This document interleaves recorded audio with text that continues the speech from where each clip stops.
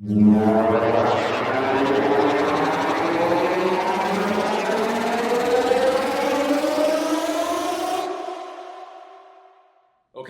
so we just got done going over how to properly choose a compound bow, whether it be a target bow or a hunting bow or just plainly shooting for fun for recreational. Now we're going to jump right into the recurves. So if you want to see the video on us on what we went over on how to properly choose a compound bow, I will put the link down here, down in the comments section and below. But for today, we're going to be going over the recurves. So as you can see behind me, I have some recurves, some longbows. So there are some differences as well. And just like in the compounds, you have a hunting style recurve or longbow, and you also have a target style recurve. More so recurves of the target style. We don't see a whole lot of longbow target style bows out there. But first off, too, kind of go over the differences. This one is absolutely gorgeous. So this is actually a local bowyer named War Eagle, locally here in Nampa, Idaho, builds these bows for us in the shop. When you get into these high-end bows, yes, they do cost more money, but also you get into a lot better finishes as well. So you're going to get into maples, you're going to get into rosewoods, you're going to get into purple heart, sage, you name it. Okay, so you're going to have some really kind of exotic woods on there, some begonias and everything that way. But the big thing I want to kind of go over is this is technically like a reflex deflex limb system. Okay, there's a lot of differences. We're not going to go too crazy into it, but this is going to be kind of considered more of that longbow style. The nice thing with the longbows, they are definitely smoother. They don't kind of stack up as much on you. They're longer for that reason. So definitely being a little bit taller in height, that's kind of an important one as well. So if you're pretty tall, you're going to want to look for a little bit longer bow. It's just going to be more comfortable for you on that draw. I'm not saying that has to be the case every single time, but that definitely does help if you're tall, looking for that little bit longer bow for what we call stacking. So again, custom bow, okay, one-on-one kind of thing. I'm just going to put this on the other side. Okay, and then we get into more of your target style recurves. As you can see, just like in the compounds, it's got a pearl in it, it's shiny, they come in all kinds of different colors. This is a very, very basic one here. So this is a great one to start with. So these guys, it's called the Fleetwood Monarch. So they do these off the Night Risers, but literally very colorful, very bright bows that you're gonna see. Now there's different equipment as well. So when you get into this style of Olympic style recurve, competition recurves, okay, you're gonna have different, I said equipment, you're gonna have what's called a clicker that comes on here. You'll see that if you watch those like Olympians pulling back, and as they draw, right when they hit the right let off or right draw length, that clicker is gonna fall and they release, okay? You also have chest guards, you have arm guards. So it's a little bit different shooting style if you go this direction. But it is very, very fun. We don't do a lot of it here in Idaho, but we actually do have an Olympic shooter that comes in and he trains here for this every once in a while. So pretty neat to see. The accuracy of these guys is unbelievable. And those generally going to run really long too. And then you have what we kind of our bread and butter. So these guys, again, a Fleetwood Monarch, but this is just a more recreational shooting / hunting style recurve. These guys are fairly inexpensive, less than $150. And the nice thing is they're what's called a takedown. So your Olympic style recurves, you're going to have a takedown style, which is like these are kind of your standard limbs, but then you have what's called the ILF. So ILF, I believe I might have one on my wall over there. I can maybe grab one and show you, but an ILF is the international limb fit of the recurved limbs. So basically those will fit any riser that is compatible to an ILF system. This guy here is not. This is just your standard limbs kind of going into limb pockets there. But you can, the nice thing with the takedown is one, storage, maneuverability. You can have cases for them, which are really nice. And then also with this, you have the ability to up your poundage or go down on your poundage just by changing your limbs. That's really nice there as well. So again, we sell a pile of these for people that are mainly really just wanting to shoot and kind of have fun. We sell them in very low weights, all the way down to 15 pounds, all the way up to 50, 55. but the majority of them are between 25 and 35 pounds is what we sell on these guys.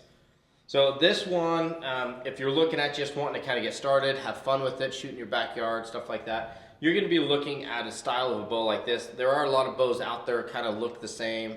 They have what's called like the Sages as well. Southwest Archery out of California sells some pretty good ones that we kind of carry every once in a while, called the Ghost Recurves. And then we get these from Fleetwood Archery, so they're out of Colorado.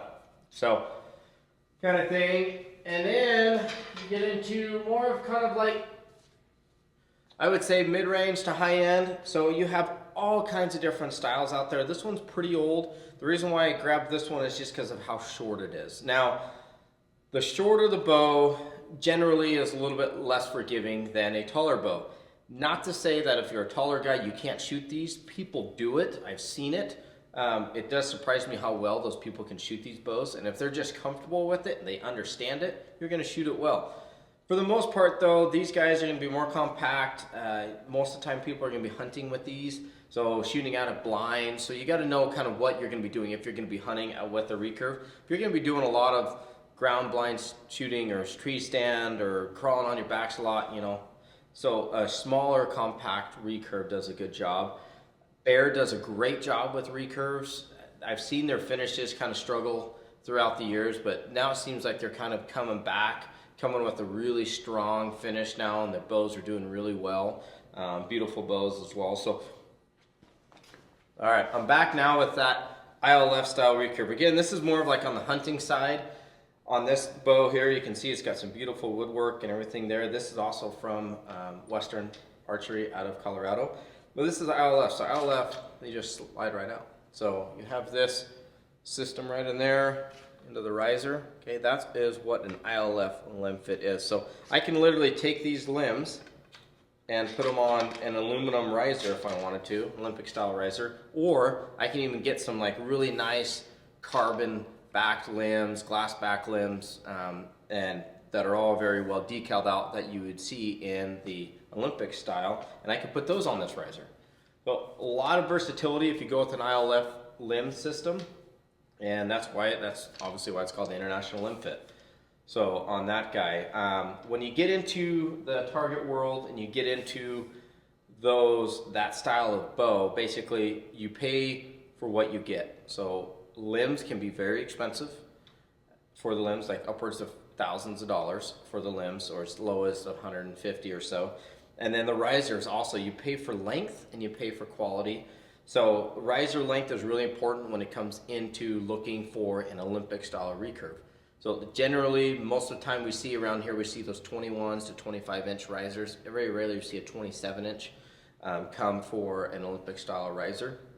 But again, same thing with compounds. The longer riser, a little bit more forgiving for that accuracy downrange. Definitely more cumbersome. Bigger, you don't really want to hunt with something like that. You can, but again, that's kind of what you're after when you come into those ILF recurves. And the risers, again, those can be anywhere from 150, 200 bucks to thousands of dollars. So depending on what you're after, equipment like Brady Ellison. So if you don't know who that is, look his name up, Brady Ellison. He is basically the world's best Olympic archer for Team USA. So his equipment is top end. Obviously, this is what he does for a living and his profession. So he really invests in all that. But that is basically the best of the best you can get. So if you look up Brady Ellison. So, anyways, that is I guess kind of a wrap on the recurves. So I hope you learned something there. Again, not as much detail. I'm not going to really worry about shooting them. With the recurve, difference between a recurve and a compound. Compound is when you come back, you have wheels on there. A lot of times the trad crowd calls them training wheels. Okay, so you have wheels, they come back, and then they have what's called let off on a compound. So you can sit there and relax. You're not holding that full 70 pounds, 60 pounds. You're only holding 10, 15 pounds.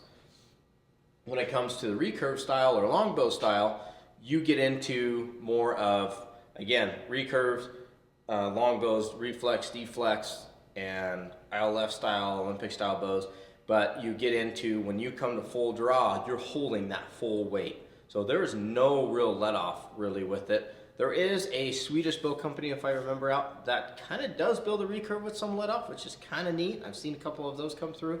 But for the most part, you shoot these bows, you're coming all the way back, you're establishing an anchor point, and you're releasing when you hit that anchor point.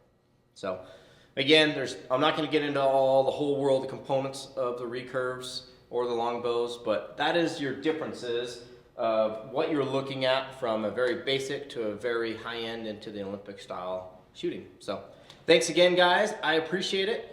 The next episode, we're going to be going on basically how to choose whether if you're right-handed or left-handed, and we're going to be going over kind of the drills and a little bit of techniques so you can kind of figure that out, do some eye dominancy tests, all that good stuff. So again, thanks again, and we'll catch you next time.